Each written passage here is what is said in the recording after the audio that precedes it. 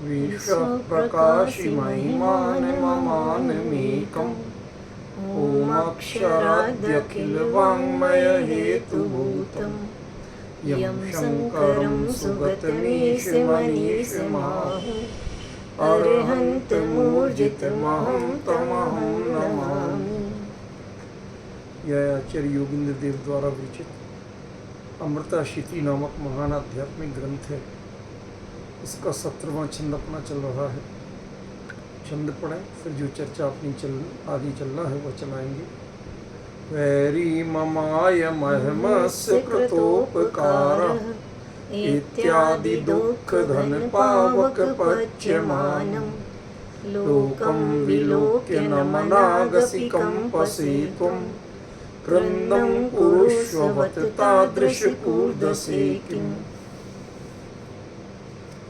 इसका विशेषार्थ अपना चल रहा था। यह मेरा बैरी है अथवा यह मेरा उपकारक है,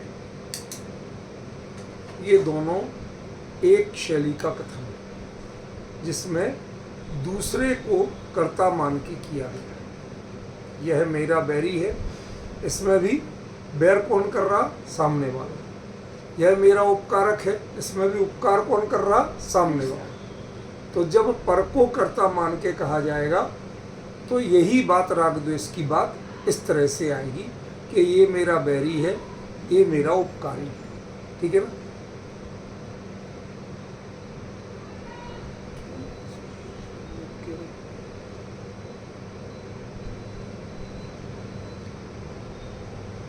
उसके बाद में आचार्य कहते हैं कि अथवा मैं इसका बुरा करूंगा या मैं इसका भला करूंगा। अभी तक कर्ता कौन था?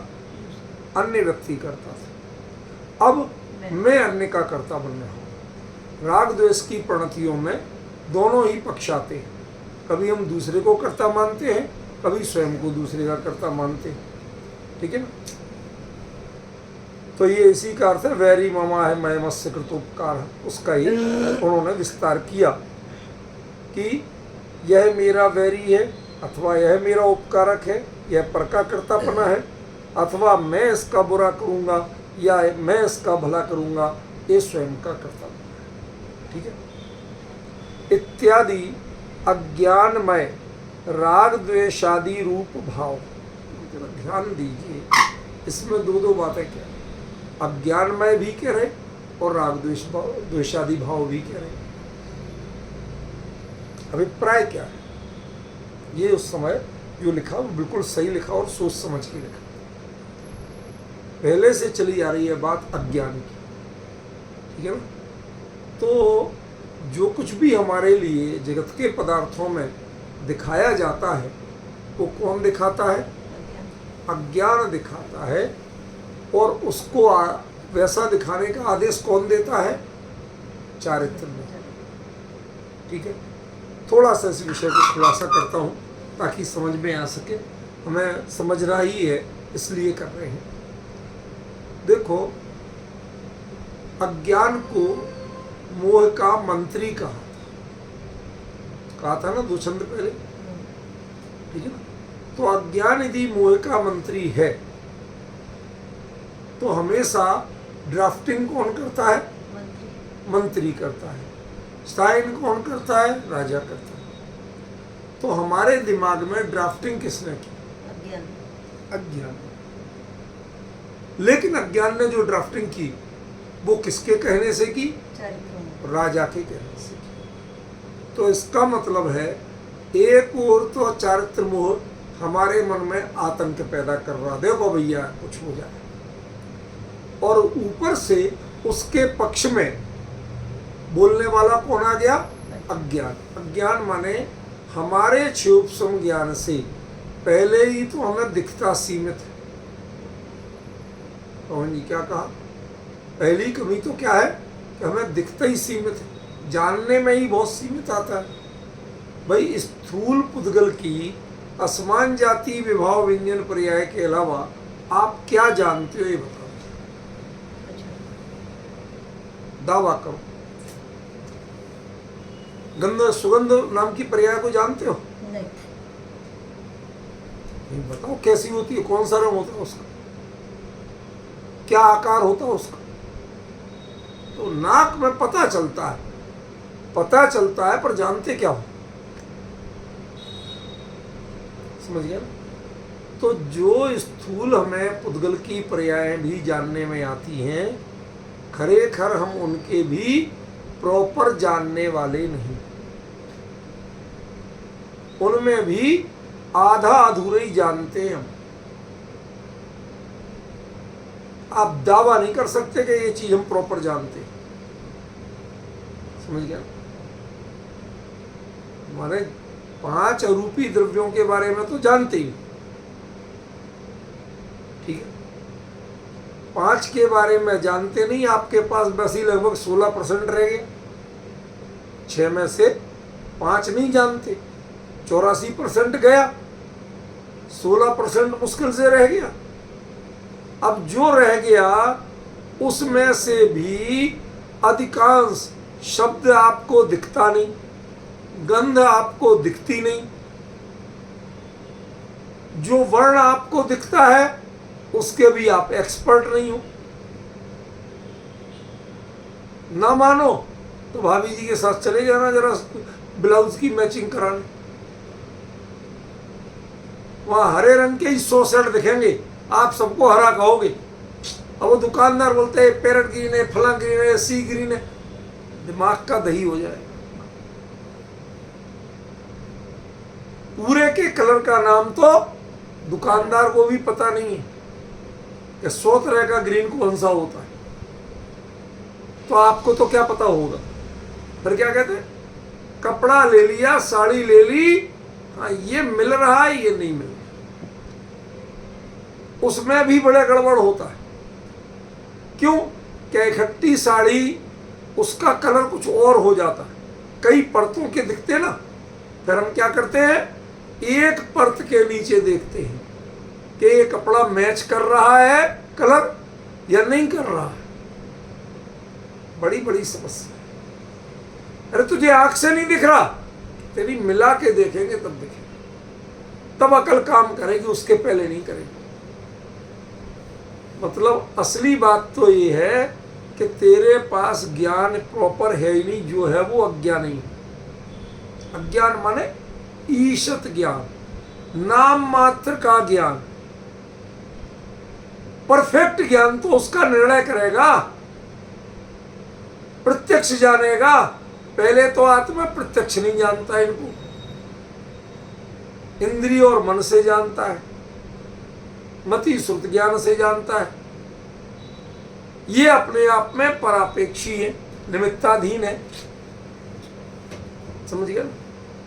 तो पहले ही तो ये लूले लंगड़े हैं, और लूले लंगड़े होने पर भी इनमें क्षमता ही नहीं है। तो कितना जाना आपने? 16% पहले बचा था, और 16% में से भी लगभग 10% और गया, ठीक है ना। जो 5-6% में चक्षु के पर्याय, जितना चक्षु या छूने से जो पर्याय पता चलती है, स्पर्शन से या चक्षु से जितनी पुद्गल की पर्याय पता चलती है, उसके हम ज्ञाता बनते हैं, ठीक है। और ज्ञाता बनने में भी गड़बड़ी क्या करते हैं, ये विषय विजय जी बहुत महत्वपूर्ण है, ठीक है ना। कोई नहीं रोकने वाला सिर में घुसने से, उसको निश्चिंत रहो, ठीक है ना।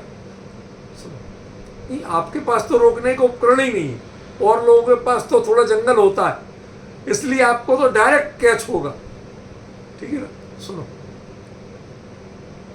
क्या कह रहा था, वो ज्ञान जो 5% बचा था, वो 5% ज्ञान भी दावा नहीं करता कि मैं डायरेक्ट जानता हूं। वो क्या कहता है, कोई कह रहा था। भाई परोक्ष हुआ ना, तो किसने कहा? कोई बात आंख ने कही, कोई बात कान ने कही, कोई बात नाक ने कही, कोई बात जीभ ने कही, समझ गए ना। कोई बात स्पर्श इंद्री ने कही। मतलब जितना आप जान रहे हैं वो कही सुनी बातों की बात कर रहे हैं। एक्चुअली आई विटनेस जिसे कहते हैं, चश्मदीद जिसे कहते हैं, वो कोई नहीं। एक भी पर्याय आपकी चश्मदीद नहीं। समझ रहे हैं? और आप अपने आप को ज्ञानी कहते हैं। तो तुम्हारे इस परापेक्षी और पर को जानने वाले क्षुद्र क्षोभसम ज्ञान की स्थिति वास्तव में अज्ञान रूप नहीं है तो कैसी? पहली कमी तो ये हुई। दूसरी कमी क्या हुई? हमारे लिए ओरिजिनलिटी का पता ही नहीं चलता, संयोगाधीन देखते। लोहे का तवा आग पे रखा था, बाजार से लाए थे तो बिल्कुल ठंडा था। मैडम ने रख दिया चूल्हे पे, गैस पे। अब आप लेके आए थे हाथ में पकड़ के, कोई तकलीफ नहीं हुई थी, आपने अब भी पकड़ लिया।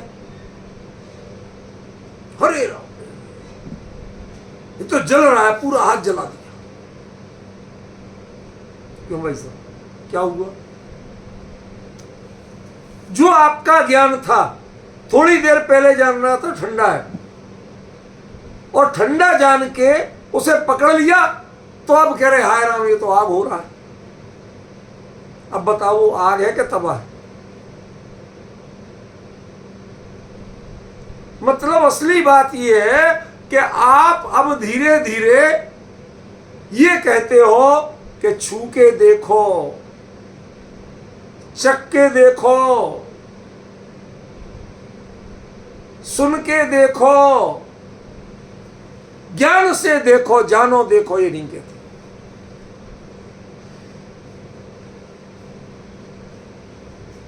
आपकी प्रामाणिकता के, आपकी इंफॉर्मेशन के सोर्स क्या है?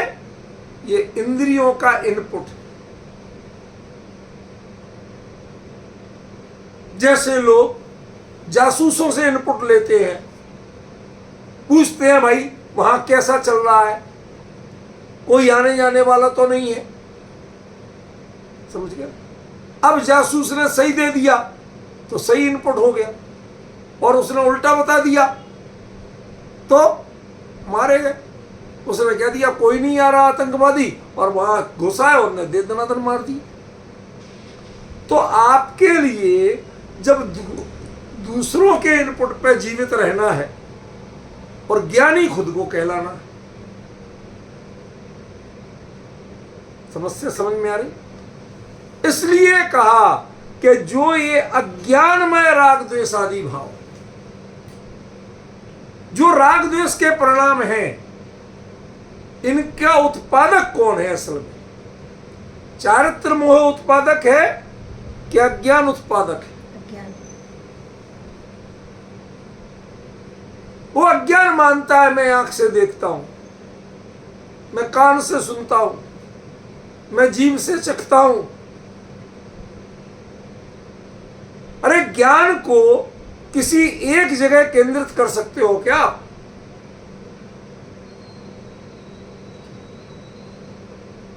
पैर में कांटा लगता है, दिमाग को पता चल जाता तुरंत।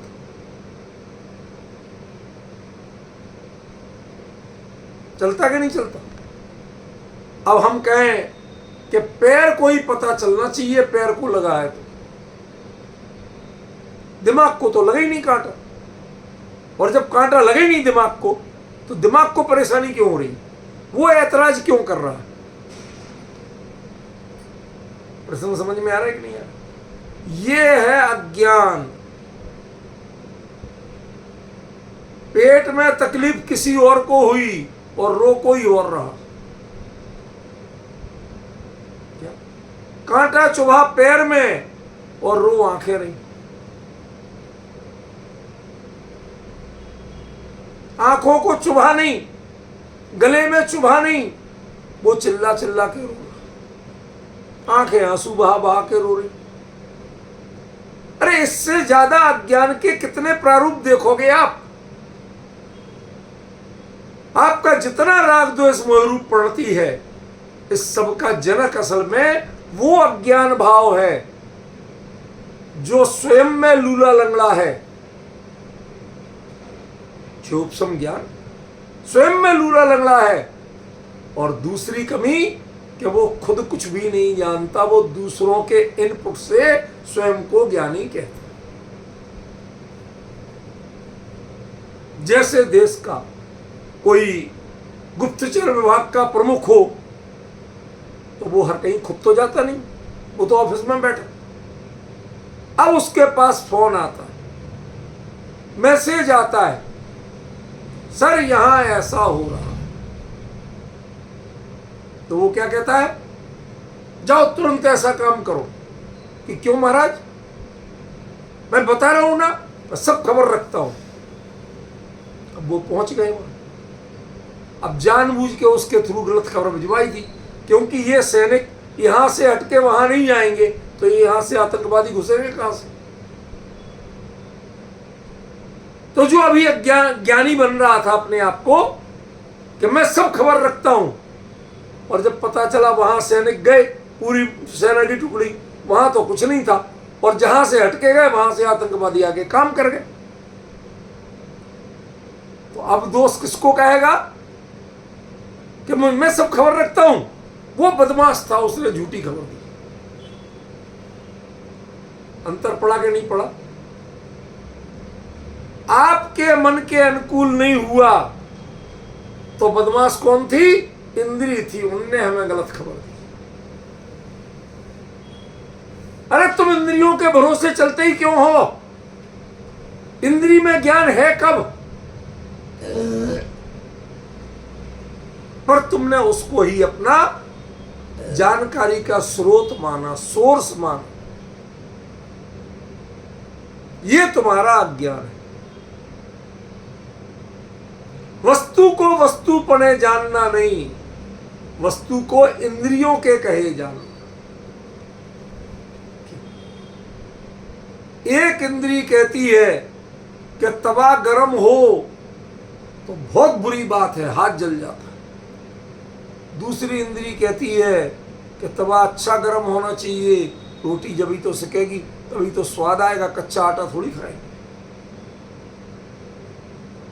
अब बताओ, तवा ठंडा अच्छा क्या गर्म अच्छा?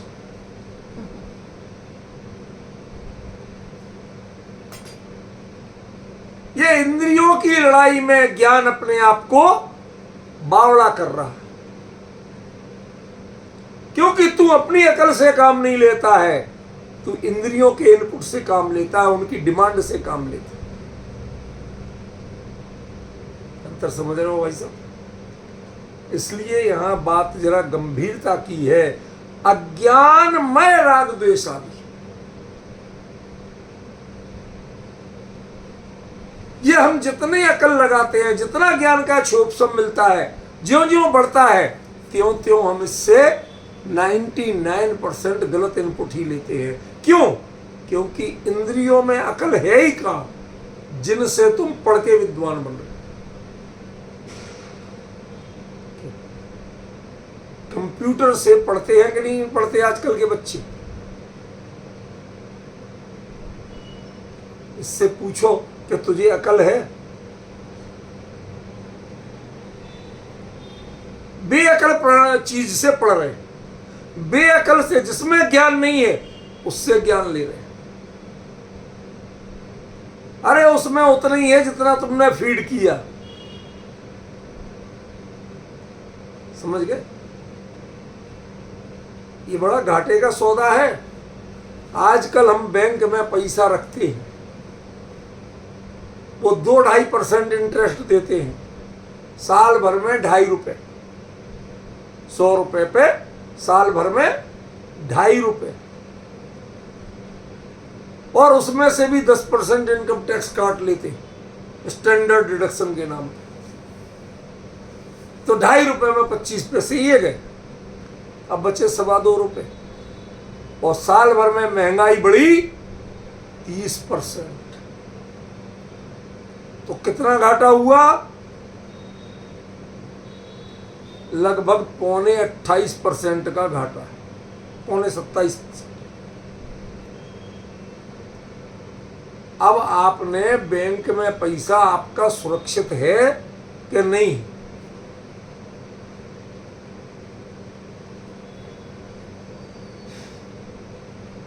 बढ़ रहा है कि घट रहा है? डिफरेंस समझ रहे कि नहीं समझ रहे? हम सब लोगों को पढ़ाया जाता है, भैया बैंक में रखो सुरक्षित रहेगा, तुम्हारा पैसा बढ़ेगा, बैंक ब्याज देगा। अरे बैंक तुमसे खाता है, तुम्हें देता नहीं है। तुम्हें जब वो देता है हाउसिंग लोन या कोई, तुम्हें 12 से 14% पे देता है, और तुम्हारे पैसे पे ब्याज तुम्हें 2.5% देता है, 2.25% देता है। इसका मतलब यदि 100 रुपए पे 14 रुपए साल भर में ब्याज मिलना चाहिए, और तुम दे कितने रहे? 2.25%, 2.25 रुपया, तो तुमने हमारे 12.25 रुपया खाए, लूटे, ठगे के दिए।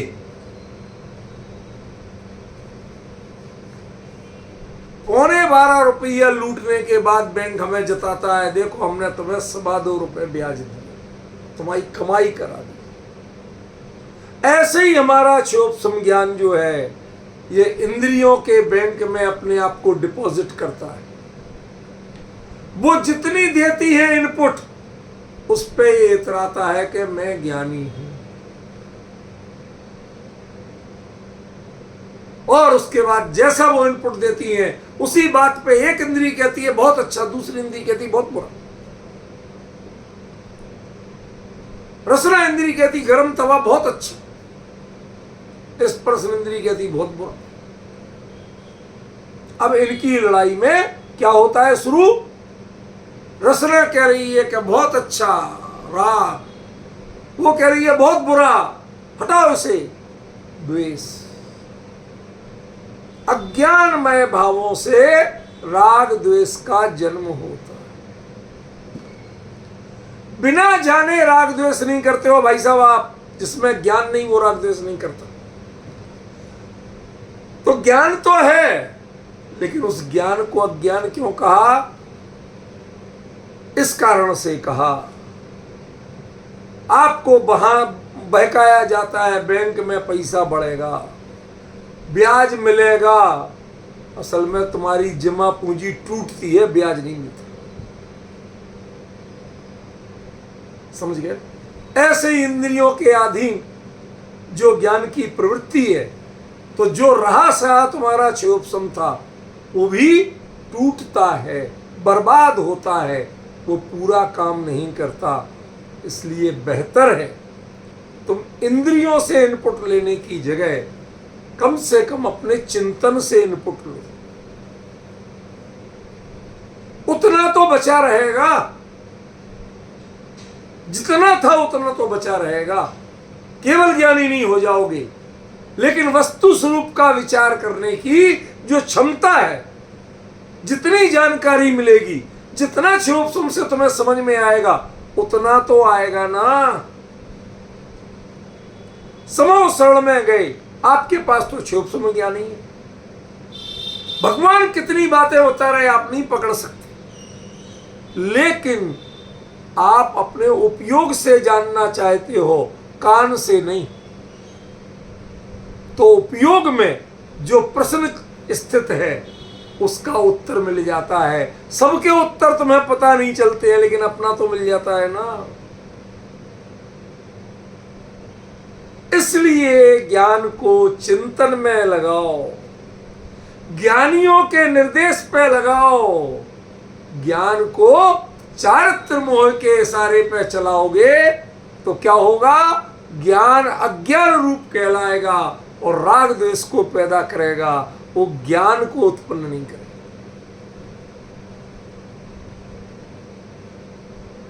अब अंतर समझ में आया कुछ?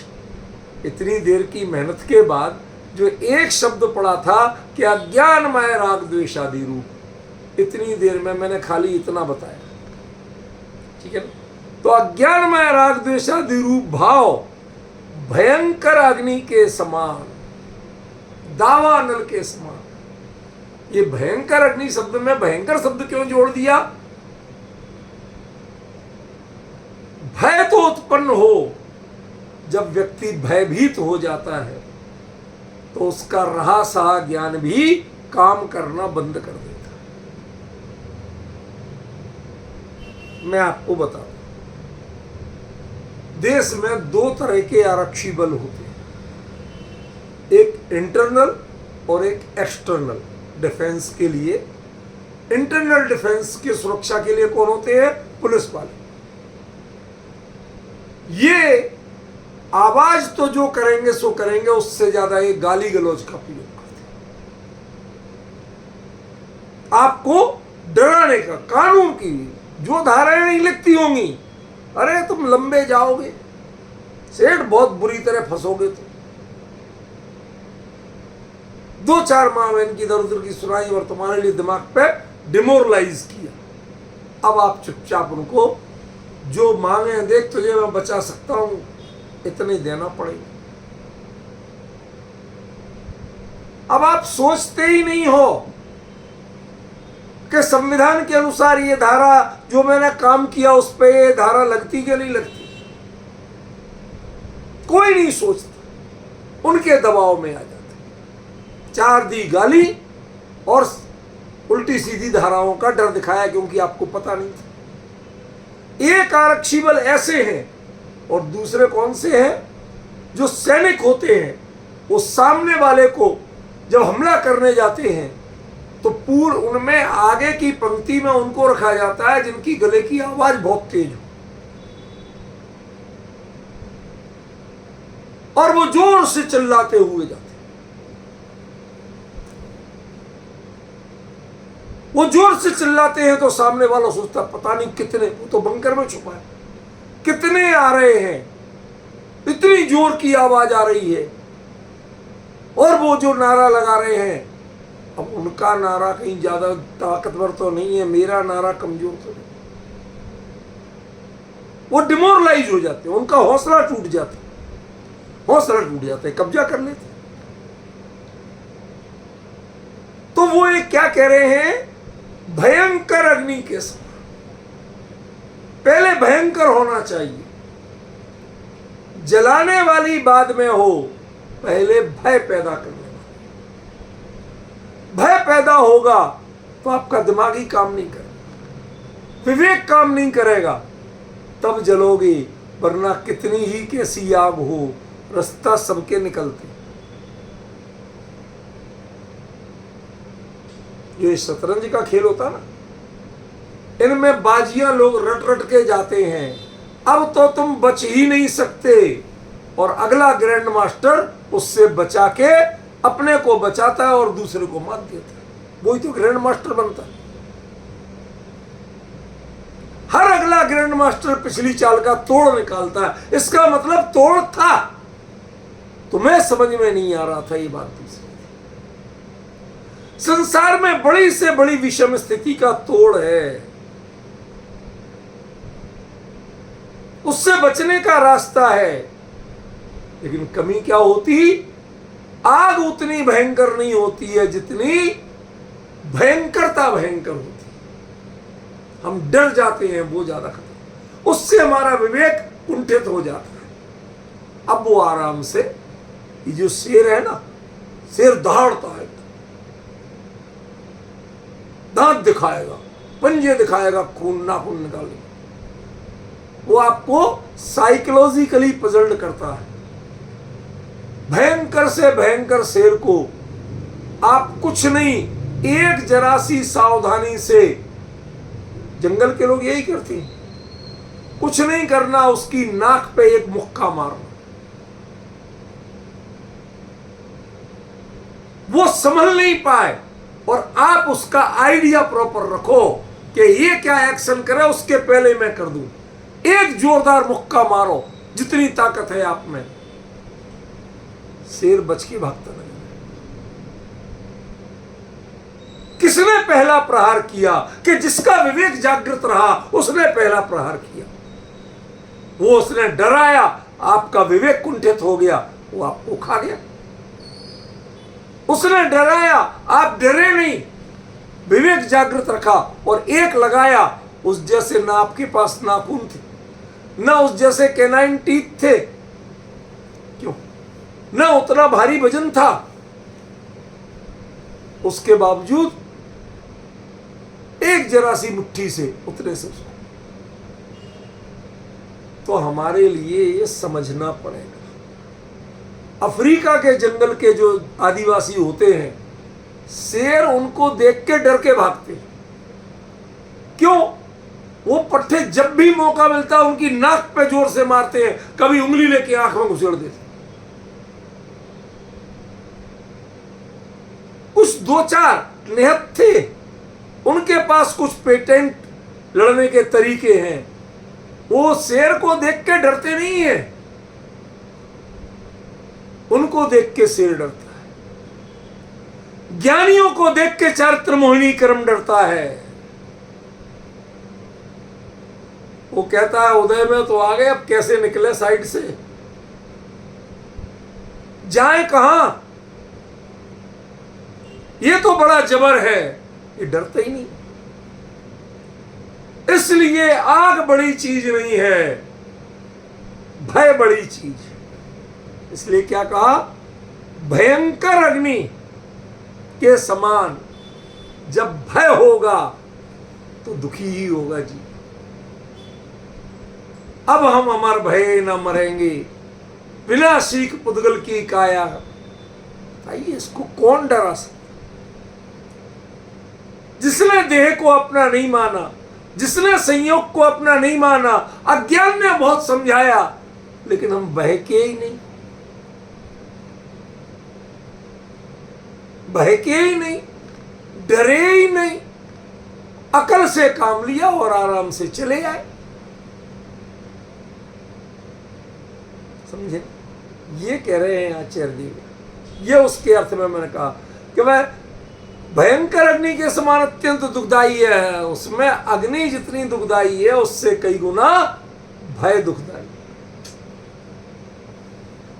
और उस काल में यदि आप भयभीत नहीं होते हो तो आप अपने विवेक से उस अग्नि का भी समाधान निकाल सकते।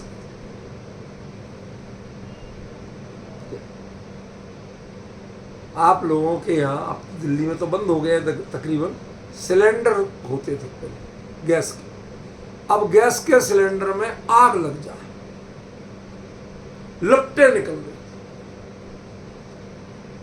अब क्या करें? आप तो घर छोड़ के भागोगे, अरे भाई आग लग गई, आग करोगे कि नहीं करोगे? और ज्यादा गर्म हो जाएगा तो फटेगा वो, उसके फटने के डर से भागे थे ना। और पता उसका इलाज कितना सा है, एक कोई टावल वावल मिले, अब गीली करके उस पर लपेट दो, उसको ऑक्सीजन मिलना बंद कर दो, जलेगी नहीं। आग ऑक्सीजन से जलती है, आग गैस से नहीं जलती। आप समझ रहे गैस से जलती है तो आप डरते हो, और यदि ऑक्सीजन से जलती है ये पता हो तो उसकी ऑक्सीजन बंद कर दो। एक बाल्टी लो खाली, उस पर ढक दो। आग से प्लास्टिक जल जाता है, लेकिन फॉर द टाइम बीइंग आग उसकी ऑक्सीजन रोक देती और वो आग बुझ जाती। तो बताइए, आग से जलते हैं, गैस से जलते हैं आग, या ऑक्सीजन से जलती है? ऑक्सीजन यदि आपके कंट्रोल में है, वो कंट्रोल करना आता है, तो वो गैस जितनी चाहे बनी रहे ज्वलनशील, आपको कोई खतरा। आपका विवेक ये ऑक्सीजन की तरह है, ये जब हारता है तो आग बढ़ती है राग द्वेष की, और जब ये जागता है तो उनकी ऑक्सीजन बंद कर देता है। कर्म का उदय आता है चारित्र मोहिनी का, लेकिन वो अपना रास्ता देख के चला जाता है। समझे कि नहीं? अपना रास्ता देख के चला जाता है। ये बड़े बड़े टाटा के कारखाने हैं, स्टील कारखाने, 4-4 हजार डिग्री सेल्सियस की भट्टियां जलती हैं। क्यों? इतनी भयंकर आग लगे तो विजय जी नुकसान होगा कि नहीं होगा? होगा। 4000 डिग्री सेल्सियस की आग, यहां तो 200 डिग्री सेल्सियस में ही बंटा ढार हो जाता है। वो 4000 डिग्री सेल्सियस की आग में कहते भाई साहब वो उससे कमाता है, उसका नुकसान नहीं होता। वो लोहे को पिघला के अपने मनमर्जी के सांचों में ढालता है और उसको आप अपने घर में नहीं बना सकते थे, उसकी भट्टी में बन जाता है, इसलिए उससे 10 गुने दाम पे बेचते, कमाता है। विवेकी जीव संसार की विषमताओं में वैराग्य की कमाई करते हैं और मोही जीव संसार की विषमताओं में राग द्वेष से गंवाते हैं।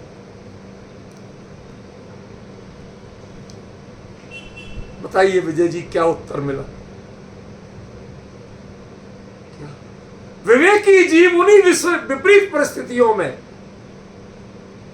कोई घर का मर गया, किसी के बहुत नुकसान हो गया, मकान में आग लग गई, घर में चोरी हो गई, विवेकी जीव उनसे अपने विवेक का प्रयोग करके वैराग्य की कमाई करते हैं और मोही जीव तो उसी में रो रो के अपने हाथ पैर और जला देते हैं। समझे कि नहीं? इसलिए यहां जो लिखा है वो बहुत अत्यंत दुखदाई है, असल में वो भय दुखदाई है। आचार्य शुभाशुभ रूप संकल्प का फल उन्होंने दुख ही माना है। अब सुनो संकल्प किसे कहते हैं, ये इसमें नीचे दिया है कि विषयों में तृष्णा बढ़ाने वाली प्रवृत्ति को संकल्प कहते हैं। संयोग दुखदाई नहीं है। आपके अंदर में जो विषयों की तृष्णा थी, मुझे ये चाहिए, मुझे ये चाहिए, मुझे ये चाहिए,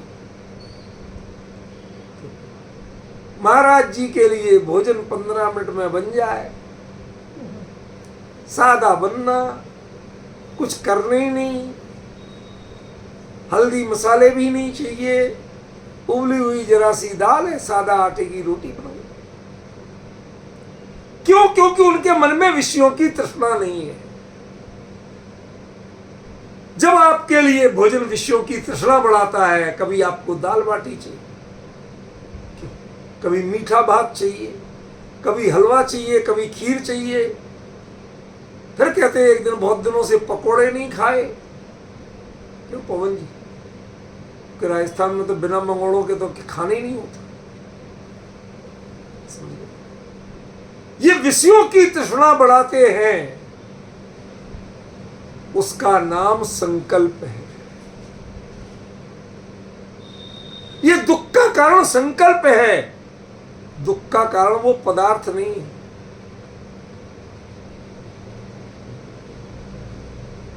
समझे कि मुनिराज यदि वही चीज ले लें कदाचित तो वो उन्हें दुख का कारण नहीं होती, क्योंकि उन्होंने कभी संकल्प नहीं किया। उनने चाहा नहीं कि मुझे आज आकड़ी लेते समय मुझे आज पकोड़े मिलेंगे तो आहार लूंगा, नहीं तो नहीं लूंगा।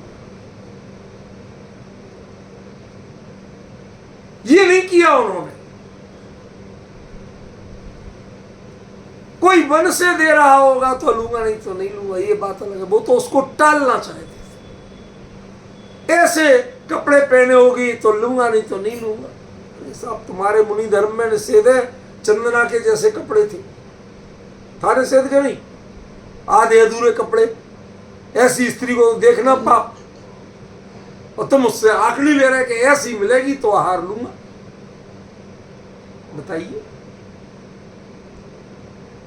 वो बचना चाहते थे आहार से, असल में आहार में उलझना नहीं चाहते, शरीर को बहका रहे थे। तुझे चाहिए ना, मैं लेके चलता हूं, देख तेरा भाग्य होगा तो मिलेगा, नहीं होगा तो नहीं मिलेगा। आकड़ी उल्टी सीधी खुद ले रहे थे। जैसी स्थिति की स्त्री से आहार नहीं लेना, वैसी स्त्री मिले तो आकड़ी ले रहे। ये बचना चाहते हैं, वो संकल्प नहीं करते हैं कि मुझे ये विषय बढ़े, इनकी तृष्णा बढ़े, आज ऐसा मिल जाए तो मजा आ जाए। मुनिराजों ने कभी नहीं सोचा। इसलिए तो उद्दिष्ट आहार के त्यागी होते हैं। पवन जी कभी सोचा है, विजय जी जरा ध्यान देना, मैं जो अगली बात कहने वाला हूं, आप अपने जीवन की कई चीजों को विचारते तक नहीं। हम लोग सावन भादों में, बल्कि खासतौर पर सावन में, घर घर में जवे की खीर बनती है, दूध जवे, सिमैया बोलते हैं कुछ लोग, हाथ की बनी घर की क्यों बनती है? साहब सबके यहां बनेगी, जैनियों के यहाँ क्यों बनेगी? अरे कुछ नहीं पता पवन जी, आप तो यूं हंस रहे हो, कुछ नहीं पता आपको धेला भी। हमारे कंपनाचार्य आदि मुनिराज को दी गई थी, वो चीज उद्दिष्ट न हो जाए, हमारी जीवन की शैली बन जाए, ताकि मुनिराज ले तो उन्हें उद्दिष्ट आहार का दोष न लगे।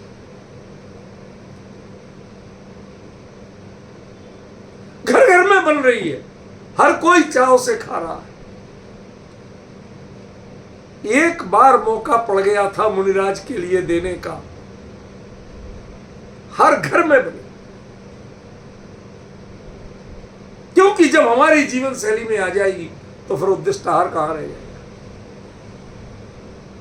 अब समझ रहे डिफरेंस कहां पड़ता है? संकल्प मत बनाइए उसे विषयों की तृष्णा, मुझे मजा आता है साहब, खीर बहुत अच्छी लगती है समैयों की, आप संकल्प बनाते हो, मुनिराज उसका विकल्प तक नहीं करते।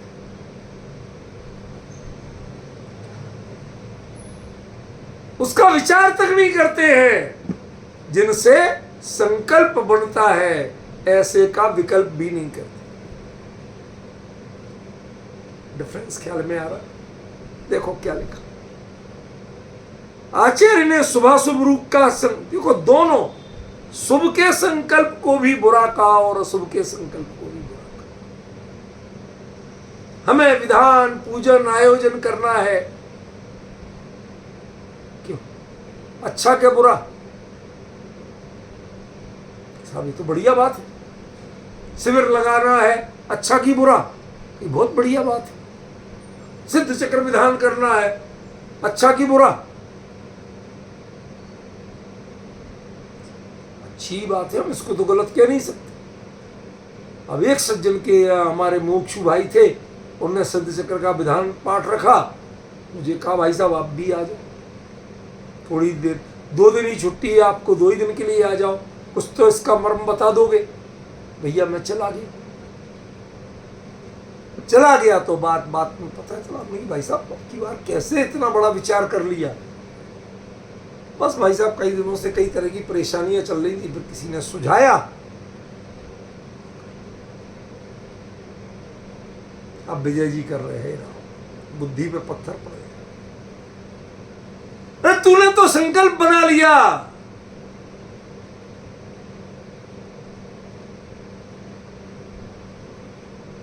शुभ को भी संकल्प बना लिया, शुभ को भी विषयों की तृष्णा की पूर्ति का एक साधन बना लिया। समझ गए?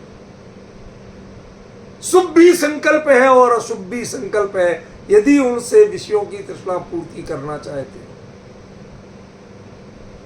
कभी कभी खिचड़ी खाते हो कि नहीं खाते हो?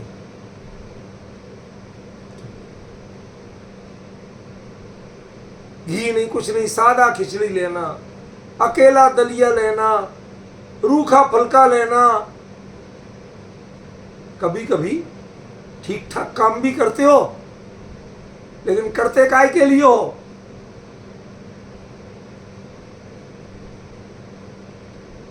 पेट ठीक हो जाए, ताकि कल के दिन चूरमा बाटी खा सके। संकल्प जुड़ गया। हमारे यहां तो एक पंडित जी थे, प्रोफेसर, उनको निमंत्रण करो तो कहते गाली देते थे, जो कहे कि भाई साहब आज शाम का भोजन हमारे यहाँ है या कल सुबह का भोजन हमारे यहाँ है, पंडित जी पधारना, गालियां देते थे। कहते नालायक है तू, बदमाश है, तुझे खिलाना ही नहीं। अरे महाराज हाथ जोड़ के बुला रहा हूं। कहते 3 दिन पहले बताना था, 3 दिन उपवास करता, पेट की आग जगाता, तब डट के खाता। अब भरे पेट पे जाऊंगा तो कितने ही खाऊंगा। वो न्योता ही क्या कि जिसमें, अब आप समझ लो, उनकी आगे की बात बताऊंगा तो आप हंसोगे। कहते लड्डू और कचौड़ी 2 ही चीजें लूंगा, तीसरी नहीं लेना। और उनमें भी 8 बार, 4 बार, 3 बार, 2 बार, 1 अनेक बार परोसोगे तो ही लूंगा, नहीं तो।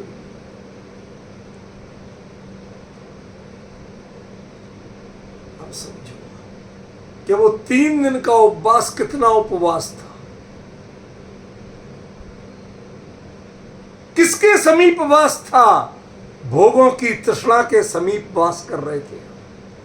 अन्न का दाना नहीं खा रहे, लेकिन भोगों की तृष्णा के समीप वास कर रहे कि तीसरे दिन इतना माल उड़ाना है।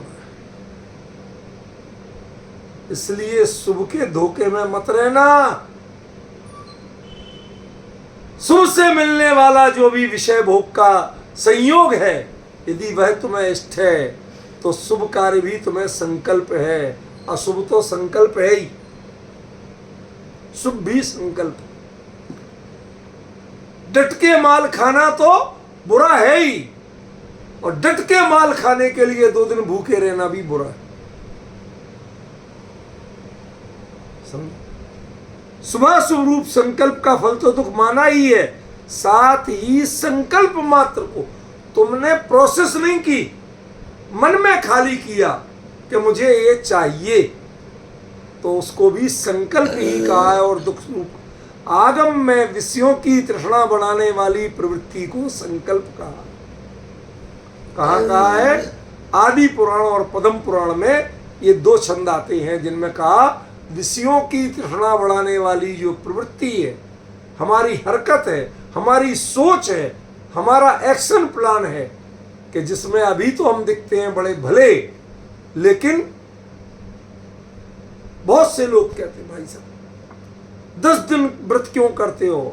भाई साहब ये भादो महीना में पेट में पेचिस बहुत होती, आओ पड़ने लगती, वो आओ फिर बहुत परेशान करती है। हम तो आप 10 दिन रूखा सूखा एक टाइम खाते हैं, बाकी पानी उबला हुआ पीते हैं, हमें दवाई का काम करता। क्यों भैया, कितना व्रत हुआ? वही तो लिखा है इसमें कि विषयों की तृष्णा बढ़ाने वाली प्रवृत्ति को संकल्प कहते हैं, जो कि अपध्यान और दुखद कर्म बंध का हेतु है। आप जितना चाहे शुभ रूप कर रहे हो, लेकिन अंदर में विषयों की तृष्णा का भाव है, तो वो क्या है? अपध्यान। अपध्यान माने आर्त रौद्र ध्यान और कर्म बंध, इनका हेतु। फिर देखो प्रस्तुत छंद में मनागसी न कंपसे वाक्यांश के द्वारा अज्ञानी प्राणियों द्वारा जगत की प्रत्यक्ष दुर्दशा देखकर भी जरा भी विचलित या भयभीत नहीं होने के प्रति खेद व्यक्त किया। मैं एक सही घटना बताता हूं आपको, बाकी निर्णय आप करना, हमें नहीं करना। एक बार मैं किसी के साथ ट्रेन में चल रहा था, अब जाना था, गए तो ट्रेन खड़ी थी सामने प्लेटफॉर्म पे, और विंडो पे 50 लोगों की लाइन थी।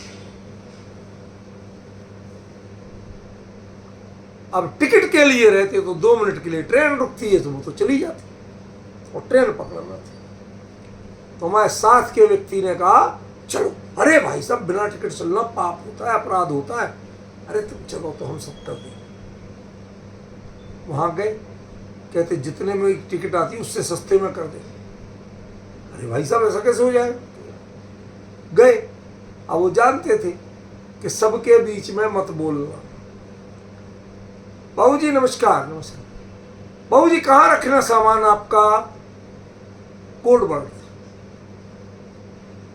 सामान, अच्छा वो 7 नंबर बर्थ पर। ये आपको क्लू दे रहा हूं, जो टीटी की बर्थ हमेशा 7 नंबर होती है। 7 नंबर बर्थ पर रख दो, जाके वहां बैठ गए। अब टीटी को पता है कुछ ना कुछ मिल रही है, अब उसे तो पूरे चेक करना था, बर्थ पे तो बैठना नहीं था। वो आराम से निश्चिंत बैठे, उसको डिस्टर्ब कौन करे। जब टीटी की बर्थ में बैठा तो दूसरे टीटी निकले तो वो भी समझ जाए कभी उस टीटी ने बैठाया होगा, उसकी बर्थ है, यह उसकी कमाई है। वो सब चुप रहा, किसी ने नहीं टोका, सबको चेक किया, उनको नहीं किया। अब 500 रुपए की 2 टिकट लगना थी, 1000 रुपए। अब वो टीटी आए असली, वो आया सब चेक करके, हाँ भाई बोलो कहां तक जाना याद। लो बाबूजी 200 रुपए पकड़ा। अरे इतने में? बाबूजी अब देखो मजबूर। अच्छा चलो 250 लो। 1000 रुपए के 250 रुपये दिए और बाबूजी से कहते हैं, बाबूजी जरा अगले उसी स्टेशन पर उतरना, प्लेटफॉर्म पे जरा बाहर तक करवा दी, खड़े हो जाइए, आप इशारा कर दीजिए ताकि वो गेट पे जो बाबू खड़ा वो पकड़े नहीं।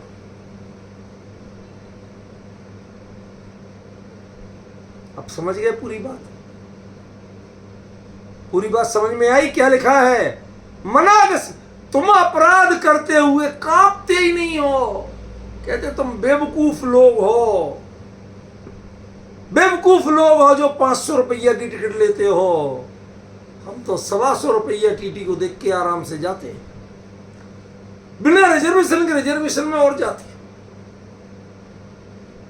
मनागसी न कंपसी, तुम्हारे अंदर जो पाप भाव है उससे जो बंद होने वाला है, उससे तुम जरा भी कांपते नहीं हो, जरा भी भयभीत नहीं होते। अपराध पे अपराध, पहले तो बिना टिकट चलना अपराध, ऊपर से रिश्वत देना अपराध, और दो अपराध करते हुए आप अपने आप को बुद्धिमान कहते हो, हिम्मत वाला कहते हो। क्यों?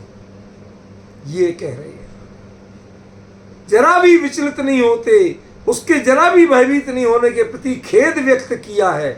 यह भी मोह का ही प्रभाव विशेष है कि जीव अहित के मार्ग से निकलने का उपाय भी नहीं सोचता। यह उत्तर पुराण में कहा आचार्य गुणभद्र ने, क्या कि यह भी मोह का, जीव का जो मोह का ही प्रभाव विशेष है, चारित्र मोह का, कि जीव अहित मार्ग से निकल, जो रास्ता है वो उल्टा है, उससे निकलने की नहीं सोचता है, उसी में मजा मानता है। समझ में? निकलने की नहीं सोचता। यह सबसे बड़े खेद की बात है। संक्षिप्तः समस्त पर पदार्थ संबंधी प्रशस्त या अप्रशस्त रूप ममत्व कर्म बंध का ही हेतु है। जब तक ममत्व जीवित है, ममत्व माने चारित्र मोह का परिणाम, समझे भैया जी भाई साहब? ममत्व माने चारित्र मोह का परिणाम। जब तक ये जीवित है तब तक वो चाहे प्रशस्त हो चाहे अप्रशस्त हो, शुभ हो या अशुभ हो, वह कर्म बंध का ही हेतु है। उससे कर्म बंधेगे, संसार में डोलोगे, तुम इससे पार होने वाले नहीं। समाधि शतक आचार्य पूज्यपाद देवनंदी और मोक्ष पाहुड़ में आचार्य कुंद कुंद लिखते हैं। क्या लिखते हैं कि पर पदार्थ संबंधी प्रशस्त हो चाहे अप्रशस्त हो, जो ममत्व है वह मात्र कर्मबंध का ही कारण है, मुक्ति का कारण नहीं। प्रशस्त हो तो भी ये ध्यान रखना। अतः पर पदार्थों से ममत्व तोड़ना चाहिए, चाहे वो शुभ रूप हो चाहे अशुभ रूप।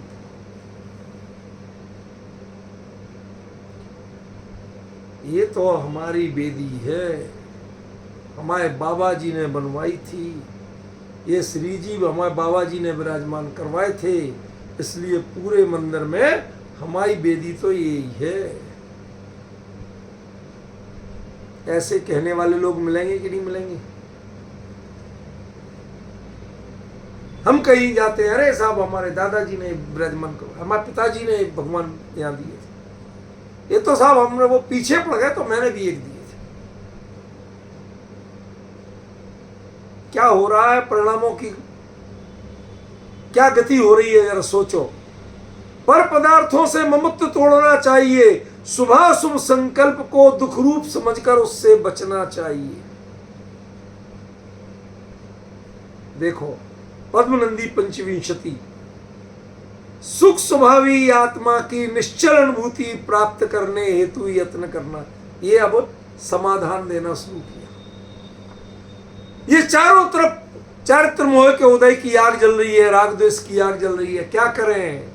सुख स्वभावी आत्मा उसी समय आत्मा सुख स्वरूप है, जब चारों ओर राग द्वेष की आग जल रही है उसी समय आत्मा सुख स्वरूप है। वो आग से दुखी होने वाला जलने वाला तत्व तो नहीं है। इसलिए तुम इसके अनुभव का प्रयास करो। कैसे, मैं एक छोटा सा एग्जांपल देता हूं। आपको किसी केवली से पता चल जाए कि आपके ये देह एक्यूरेट किस डेट को कितने बजे और कितने सेकंड पे छूटने वाली है, पता चल जाए, ठीक है। अब आपको रास्ते में डाकुओं ने पकड़ लिया।